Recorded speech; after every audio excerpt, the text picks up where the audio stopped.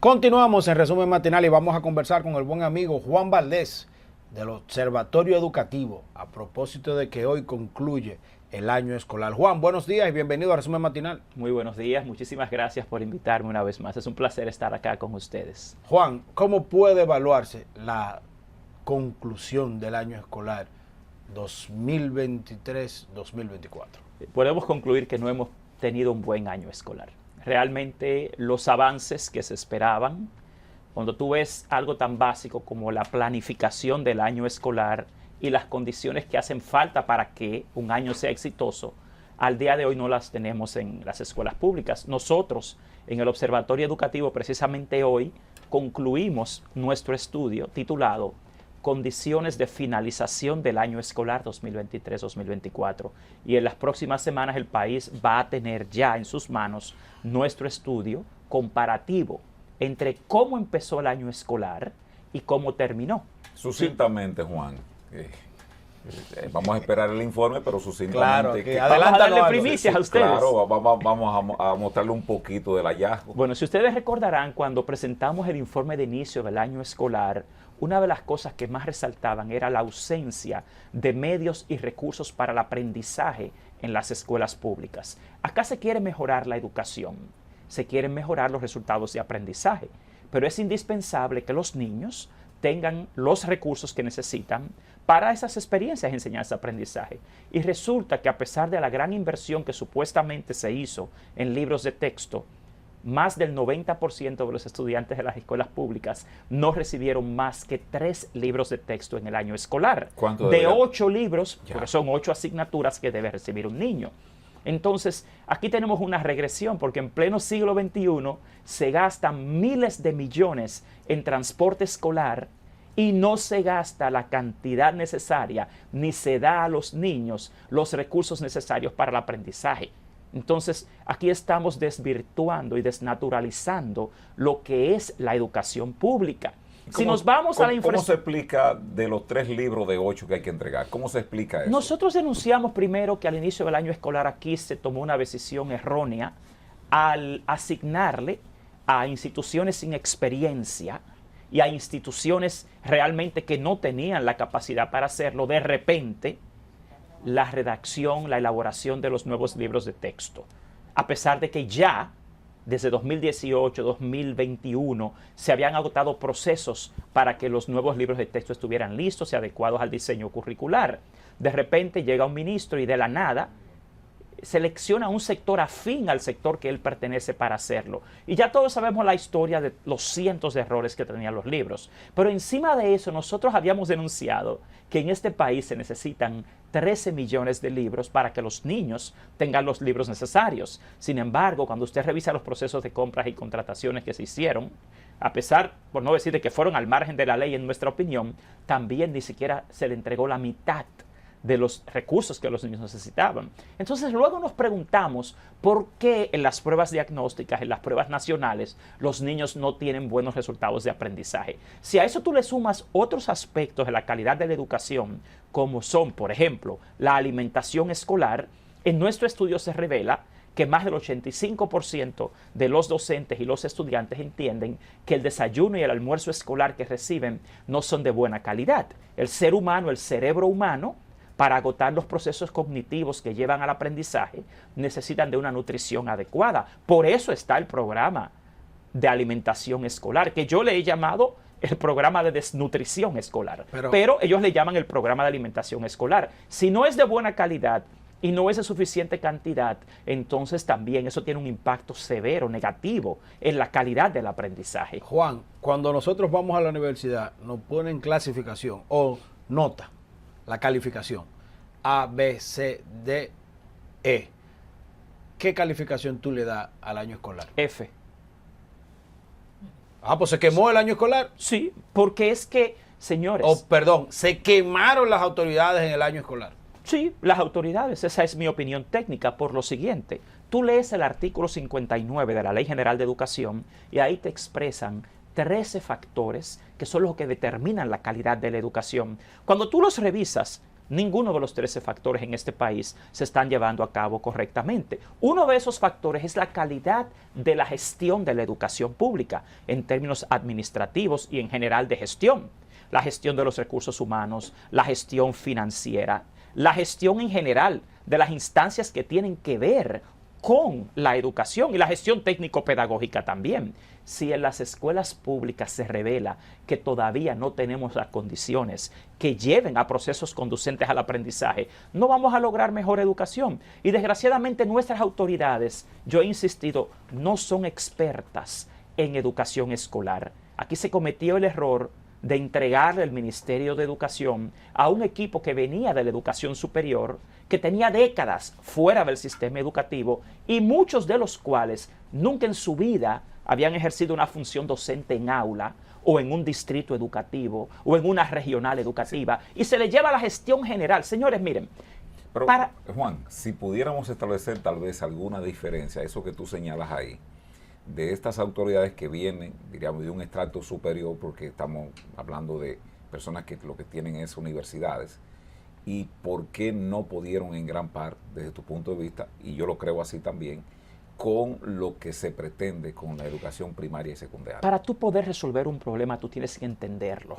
Y lamentablemente las autoridades que en este momento tenemos en el Ministerio de Educación carecen de la pericia, de la investigación y de la experiencia en el sistema escolar público. Lamentablemente, las decisiones que se toman en este país sobre educación no se sustentan en la experiencia ni en la investigación, sino en simple convicción del incumbente del momento. Por ejemplo, hoy veo en los periódicos que las autoridades actuales sostienen que hay que eliminar las pruebas nacionales. Y eso es un mayúsculo disparate. Cuando usted dice que usted va a eliminar la evaluación diagnóstica del resultado de toda la escolarización de un sistema educativo, usted está contradiciendo los principios más básicos de educación. En la educación tú tienes tres grandes dominios: la planificación, la ejecución y la evaluación. Esa evaluación es la que debe darte informes, datos, metaanálisis, para tú poder decidir las políticas educativas, las estrategias y las decisiones que hay que tomar sobre educación. El tema es que las pruebas nacionales, por ejemplo, ahora, evidencian que vamos en regresión. Los resultados son peores que antes. Algo importantísimo, aquí se sigue aumentando esa brecha entre el sector público y el privado. El sector privado tiene calificaciones 11% por encima de las del sector público. Entonces, lamentablemente, el problema no son las pruebas nacionales. El problema es que nuestras autoridades nunca han usado los resultados de las pruebas para documentar las decisiones educativas que hay que tomar. Cada incumbente que llega al Ministerio de Educación viene con sus ideas, con sus convicciones. Y a veces un proyecto presidencial. Por no hablar de la parte política, no se basan en la investigación científica, no se basan en la investigación educativa, carecen lamentablemente de pericia para definir, decidir y ejecutar las políticas socioeducativas que hay que desarrollar en la República Dominicana. El problema no es la evaluación, no son las pruebas nacionales. El problema es que nunca se ha usado ese resultado para tomar decisiones educativas pertinentes. Pero Juan, partiendo de eso, los resultados en educación son a largo plazo. Tú no puedes iniciar un proceso en educación y valorizarlo en 2 años o 3, quizás lo puedes valorizar en 5, 10, hasta 15 años.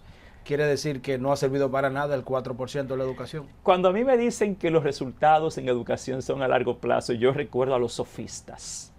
Y en mi opinión técnica ese es un sofisma, esa es una falacia lógica. Realmente, aunque los procesos en educación llevan tiempo, tienen que haber indicadores de procesos. Okay. Todos los ministros que llegan eso quiere decir como quiera que se toma su tiempo. Ahí es donde voy, pero para tú poder ejecutarlo, yo sí creo que las transformaciones llevan tiempo, pero hay una variable que aquí olvidan cuando te dicen esa excusa, cuando te presentan ese argumento, y es que para que haya transformaciones debe haber continuidad en los procesos. Sí es verdad que las transformaciones educativas llevan tiempo, pero en este país nunca van a poder darse si cada cual que llega al ministerio comienza su propio proyecto y no hay continuidad de las políticas educativas, del diseño curricular, de las estrategias y de los programas.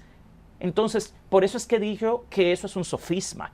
Eso realmente es un fadismo que aquí te dicen en términos filosóficos educativos, de que es que toma tiempo. Mira, yo recuerdo esa frase desde 1995, cuando realizamos el Plan Decenal de Educación que dio a la luz con la transformación curricular. Yo llevo 34 años en el sistema educativo y los he visto a todos los ministros, desde Jacqueline Malagón hasta Ángel Hernández ahora. Yo he visto pasar más de 30 años de educación pública con las mismas historias, los mismos cuentos y los mismos errores. Entonces, ministro tras ministro, toman tiempo, Juan, las transformaciones, pero nunca se van a dar si no hay continuidad pero entonces, en los procesos. ¿qué hacer para cambiar esa historia negativa? Porque mira lo Aquí necesitamos- lo alarmante es que tú dices, tengo 30 años trabajando en el sistema educativo y conoce de todo, pero no logramos avances. Porque es que primero tiene que haber realmente un personal competente y comprometido en el Ministerio de Educación. Si tú te fijas, de 2012 a 2020, aquí tuvimos un abogado, un arquitecto y un contador como ministro de Educación. Y si te fijas, cuando no son estos, tuvimos a dos doctores en educación hemos tenido ahora, por ejemplo, los dos últimos términos. Pero, por ejemplo, Fulcar llega en 2020 y Fulcar hace un plan estratégico, una estrategia nacional.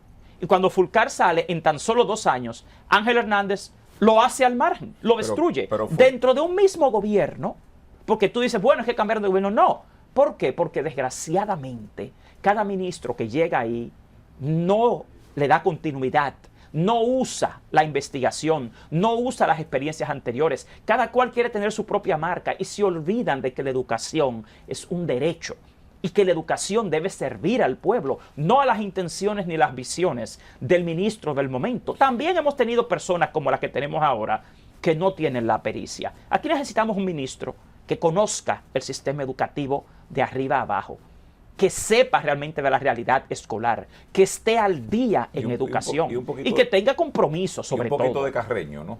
Sí. Un poquito de Carreño. Óigame, yo le voy a decir algo. Parte del problema aquí es ético. Aquí tiene que haber también... Yo me refiero a la parte de tener un poco más de apertura. Cuando se es ministro de una institución pública, tú tienes que ser un poco menos, tal vez, antisonante que cuando tú tienes una entidad privada. Sí, porque eso es un tema, te insisto, ético. Realmente la Ley de Función Pública 4108 te define un código de pautas éticas en la conducta de un funcionario público. Las relaciones humanas son indispensables para poder lograr transformaciones. Desgraciadamente hemos tenido un ministro como el que tenemos ahora que se ha dedicado a enfrentar al conflicto con la clase docente, ignorando que sin docentes no hay educación. El gobierno Entonces, hay que tener esa relación humana afable, objetiva, para poder desarrollar la educación pública. Decirles a ustedes que conversamos con Juan Valdés del Observatorio de la Educación. El gobierno esboza como un logro lo que ellos han denominado el TRAE, que es la implementación del transporte escolar. Desde el observatorio, ¿cómo visualizan ese desempeño que dice el gobierno que es un gran logro de esta gestión de Ángel Hernández? Ese no es un gran logro y de hecho se hizo violando la Ley General de Presupuesto y la Ley de Función Pública 4108 y la misma Ley de Compras y Contrataciones Públicas por lo siguiente. El año pasado, cuando se inició la compra masiva de autobuses, esa partida, ese gasto no estaba en el plan operativo anual ni en el plan anual de compra del ministerio.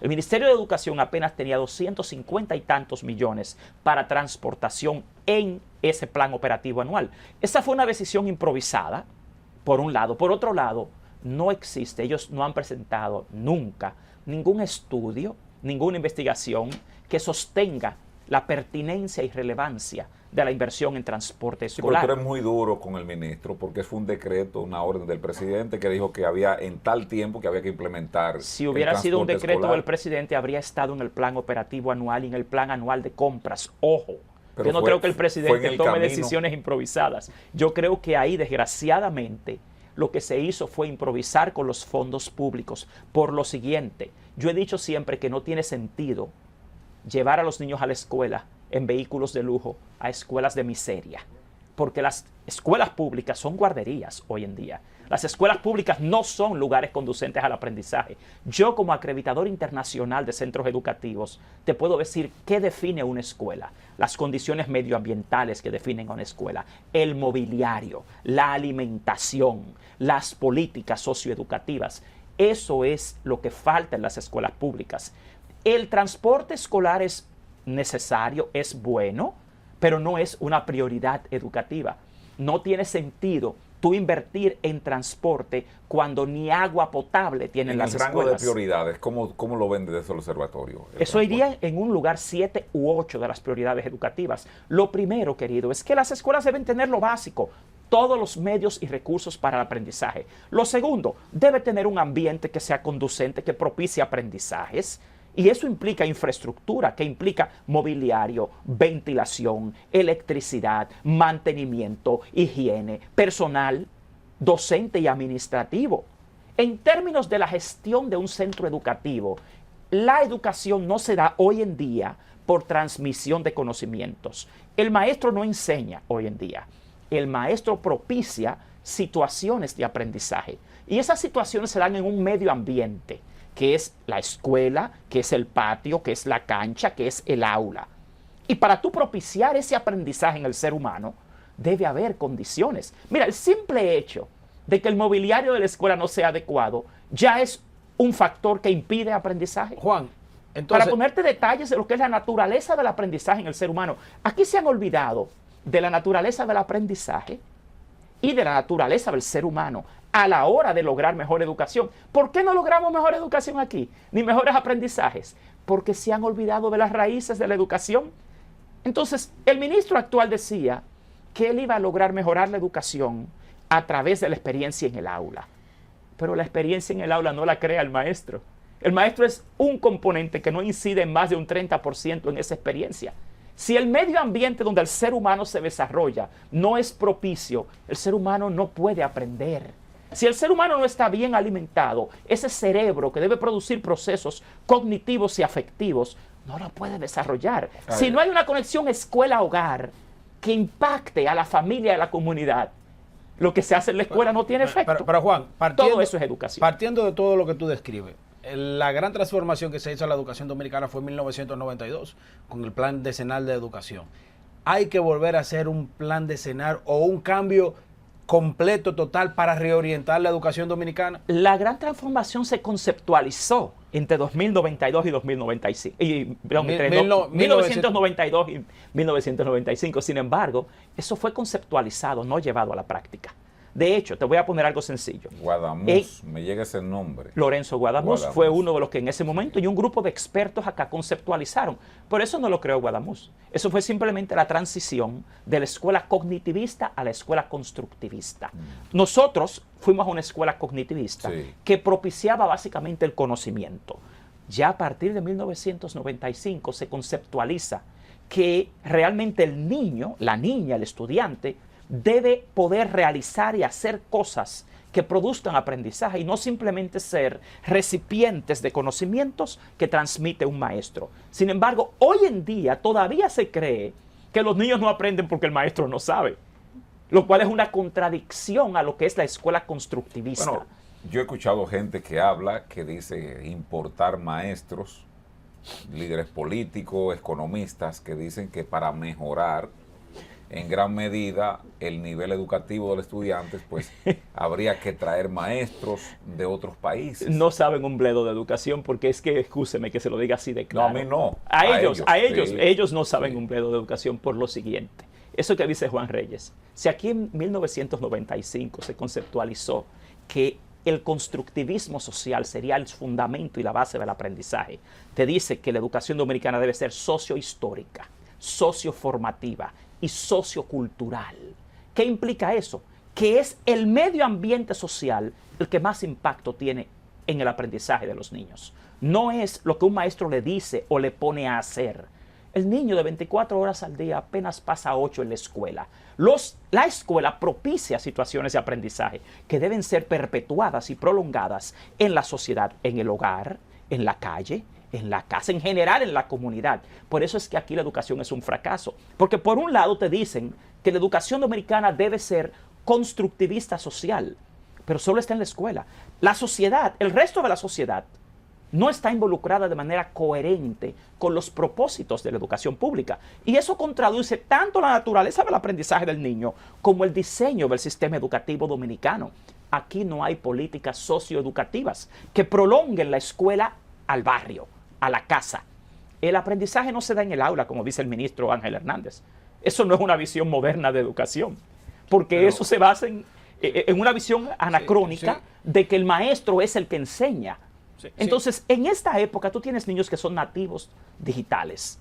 Tienes una generación que aprende muy distintamente a como nosotros aprendíamos, que era de memoria. Entonces, en general, el maestro es un componente esencial, pero el maestro no incide en más de un 30% en el aprendizaje. Juan, pero hay algo. Hemos evaluado y le hemos echado la culpa a las autoridades, pero los maestros también han tenido culpa. Los maestros son parte del problema y parte de la solución. Vamos a ser claros, porque los maestros también, con el me voy a huelga, dejo de dar clases, también han contribuido a ese problema. También ese es un argumento erróneo por lo siguiente. Tú calculas la cantidad de horas de clases que se ha perdido por una protesta y no son el 1% de la cantidad de horas de clases del año escolar. Sin embargo, por el incumplimiento de las autoridades con mantener el sistema educativo como requiere el diseño curricular, aquí se pierden 2 horas diarias de clases. Miles de millones de pesos al año, porque las autoridades no han podido crear en las escuelas, en los centros educativos, condiciones adecuadas. Señores, hoy estamos en un concurso de oposición docente, donde supuestamente se está buscando 8,000 maestros más, pero llevamos años haciendo concursos y la ADP diciendo que no tenemos suficientes maestros en las escuelas. Entonces, primero no lo admiten, pero luego hacen los concursos para contratarlos. Y encima de eso lo hacen mal. Aquí, si queremos mejores maestros, hay que hacer 2 cosas, en lo cual ha fracasado el Ministerio de Educación. Primero, evaluarlos. La evaluación de desempeño docente. Yo llevo 1 año y 8 meses en la Comisión de Evaluación de Desempeño, que debió haberse hecho el año pasado, y al día de hoy ni siquiera tenemos certeza de que se pueda realizar este año. Porque si tú quieres mejores maestros, lo primero es evaluarlos, y han sido incapaces de evaluarlos. Entonces, nosotros, los docentes, somos los que queremos mejorar y estamos conscientes de nuestro rol, pero la educación no se da por transmisión de un maestro a un niño. Es todo el contexto educativo, escolar, social y de políticas sociales lo que propicia mejor educación y sobre todo la continuidad. Y necesitamos un personal realmente competente liderando el Ministerio de Educación, que tenga no solamente la capacidad, sino también el espíritu y también las actitudes necesarias para lograrlo. Bueno, vamos a agradecer a una gran entrevista. Juan Valdés del Observatorio, el profesor Juan Valdés del Observatorio de Educación. Y yo creo que él ha esbozado aquí lo que ha sido año escolar desde su punto de vista, de los estudios que ha hecho. Y nos gustaría, si hay movimiento, hay un nuevo cuatrienio que se inicia el 16 de agosto, veremos si continúa el ministro y entonces en ese lapsus del 16, y creo que el año se inicia el 28 de agosto, más temprano esta vez, tenerte por acá para proyectar algunas cosas de cara al futuro. Y no es que tú seas pitonizo, pero por lo menos tienes la aval académico. La investigación, yo creo en la investigación. Sí, el aval académico y la investigación para decir nosotros para dónde iríamos en un nuevo año lectivo escolar 24-25. Así que agradecemos tu participación. A ustedes, muchísimas gracias por haber estado con nosotros toda esta semana. Invitarles a que sigan en la parrilla programática de este canal 32 BTV. Muchas gracias.